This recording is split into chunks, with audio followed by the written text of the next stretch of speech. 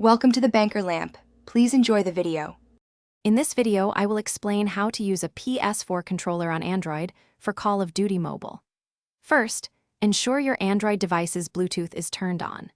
Next, put your PS4 controller into pairing mode by simultaneously holding down the share button and the PlayStation button for a few seconds until the light bar flashes.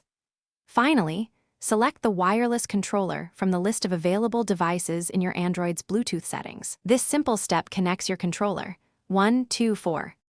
Once your controller is successfully paired, launch Call of Duty Mobile. From the main menu, navigate to the game settings, usually represented by a gear icon. Within the settings, you will find a dedicated controller tab. Tapping on this tab will open up all the options for configuring your connected PlayStation 4 controller, allowing you to tailor your gaming experience. It's a straightforward process. 3.13. Now that you are in the controller settings, you can customize various aspects of your gameplay.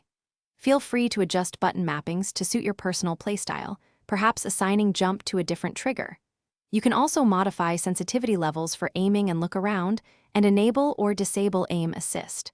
Remember to save your custom controller profile before exiting, ensuring your preferred setup is ready for every match. 5, 6, 10.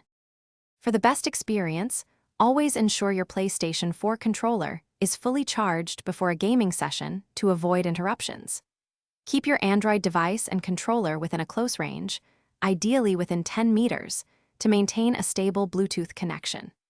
Regularly updating both your Android operating system and the Call of Duty Mobile application can also resolve potential compatibility issues and enhance overall performance, providing a smoother gameplay experience.